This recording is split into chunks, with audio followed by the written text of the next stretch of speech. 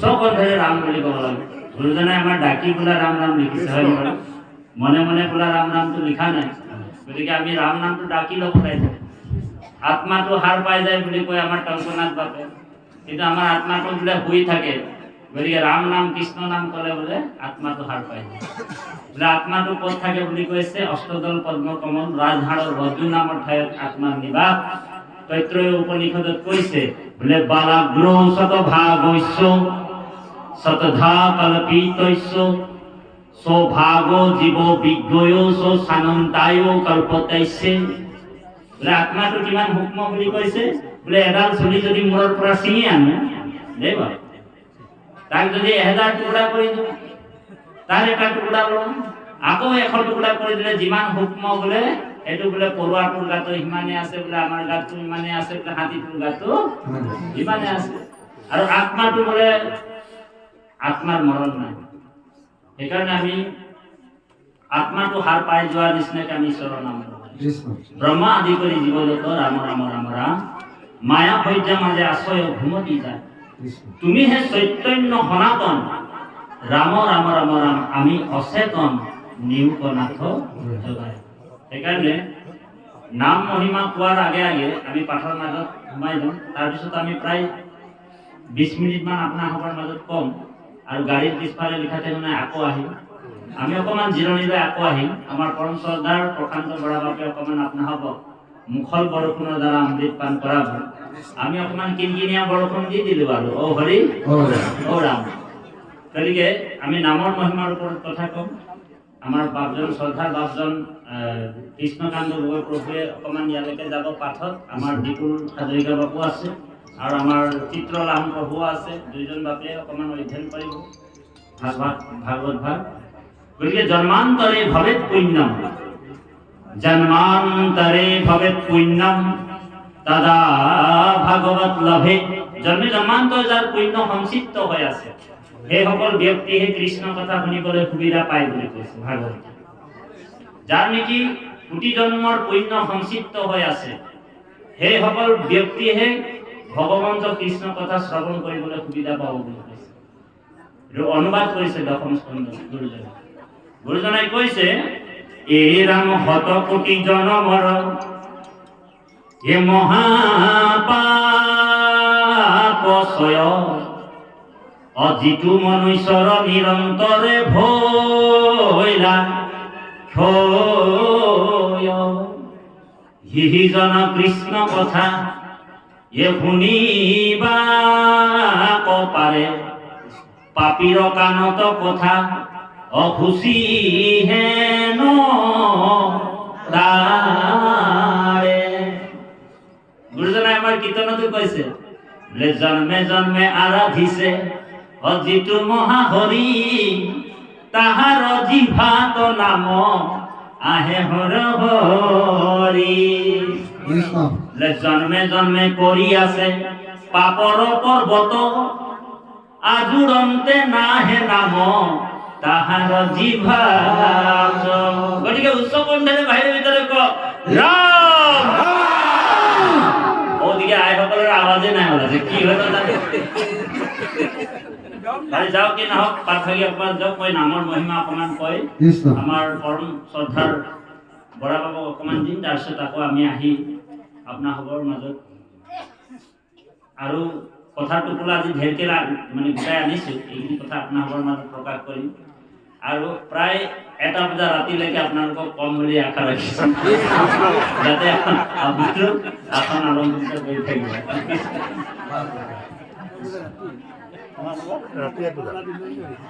কৃষ্ণ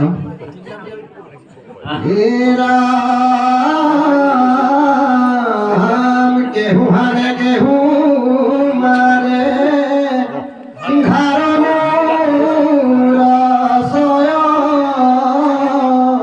কৃষ্ণ উঠার ভরিয়া কটু হৃদয়ে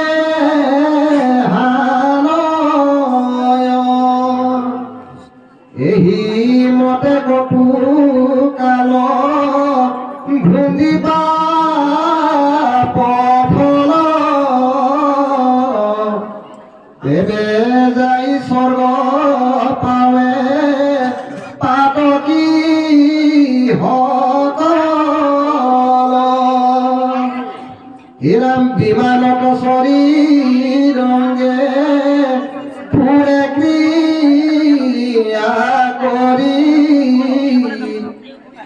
নন্দন বনত ক্ৰিয়ে লয়া পেছৰি অশ্ৰদ্ধা ভূঞা তাৰ তৈতুনো গুচয় প্ৰতিদিনে দিব ভোগ অপাৰ ভুঞ্জয় হে ৰাম তথাপিতো মনে কৰ ভোখ নিমিলয় দেখে বিমানৰ হন্তে অন্যত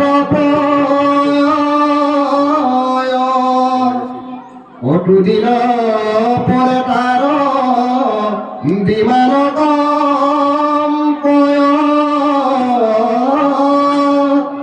পুণ্য ক্ষয় হইল হেন এখন বেদান অপেছৰা গন্ধৰ্বে কৰয় তিৰস্কাৰ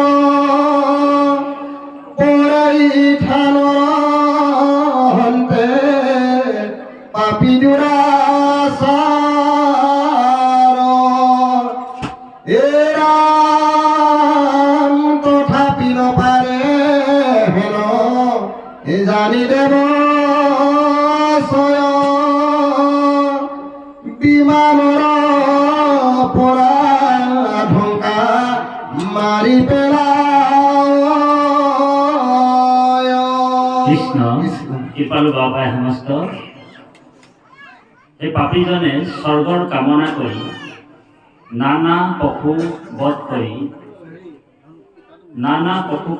কৰি স্বৰ্গৰ ভোগবিলাকৰ কাৰণে চেষ্টা কৰোঁতেই তেওঁ গৈ স্বৰ্গলৈ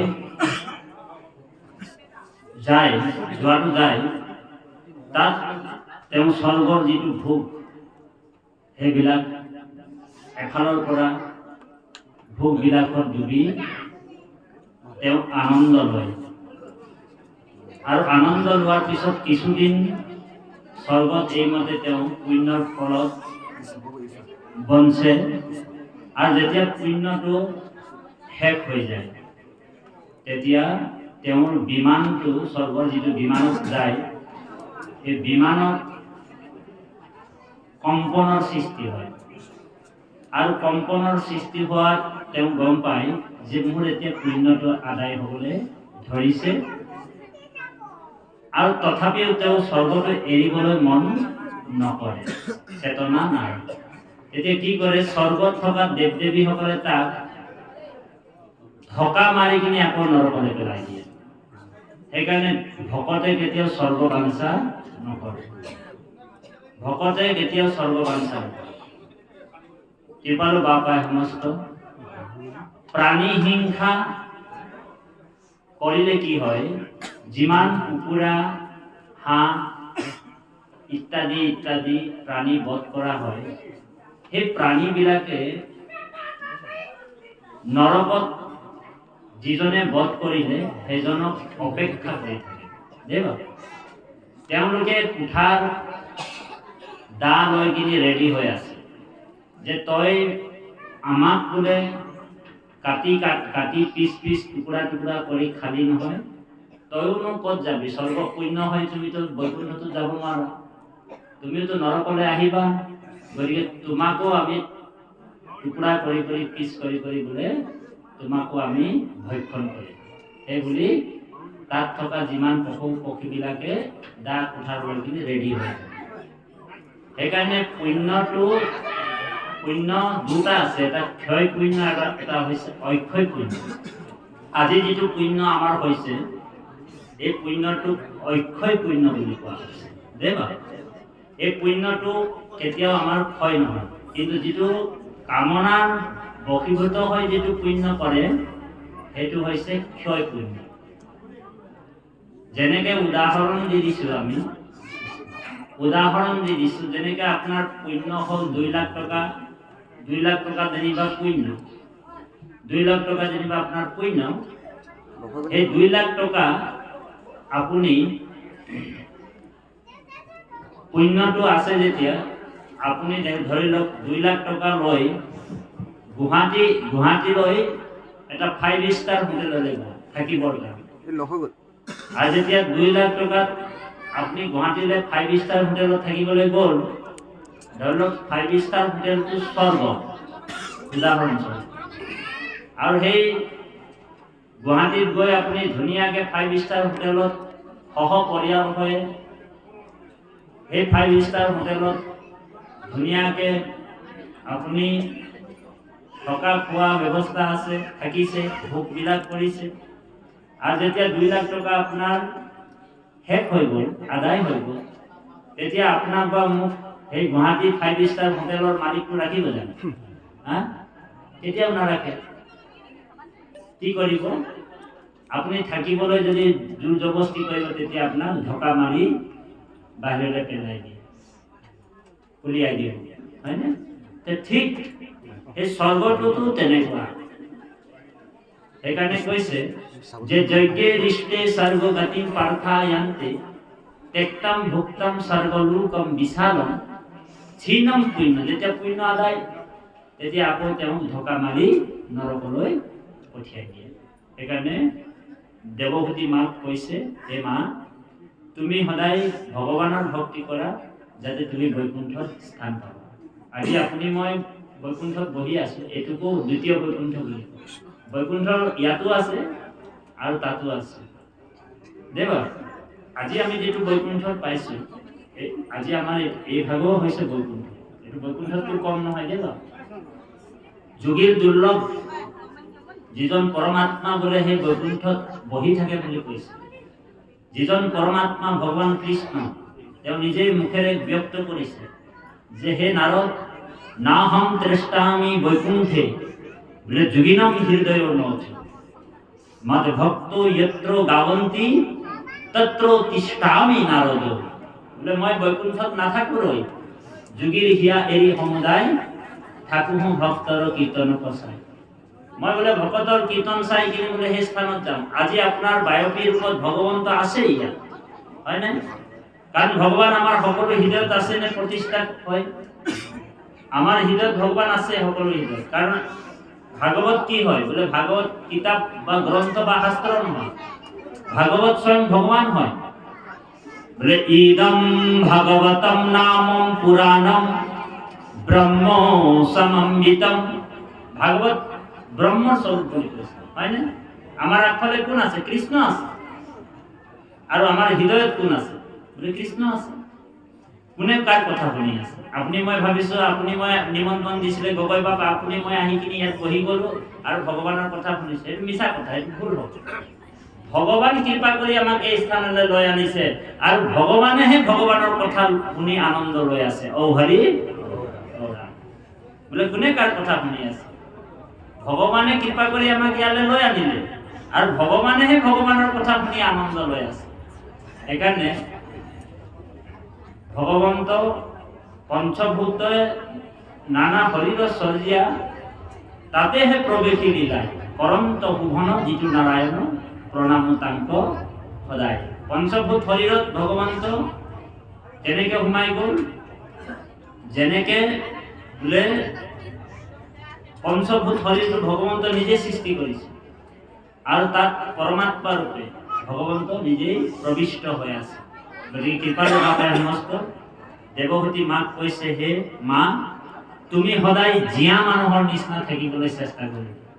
জীয়া মানুহ। দেৱভূতিয়ে কৈছে, মই দেখোন জীয়া মানুহৰ নিচিনাই আছো। বোলে মৰা মানুহ ক'ত দেখিলা? বোলে জীয়া মানুহ আৰু মৰা মানুহ বোলে পৃথিৱীত বোলে মৰা মানুহৰ সংখ্যাটো বহুত বেছি আছে। এই পৃথিৱীত বোলে মৰা মানুহৰ সংখ্যা বহুত আছে, জীয়া মানুহৰ সংখ্যাটো বহুত কম আছে, হয়নে বাৰু? যিসকল ভকতৰ সময়ত বহি কৃষ্ণ কথা শুনে, সেইসকল জীয়া মানুহ।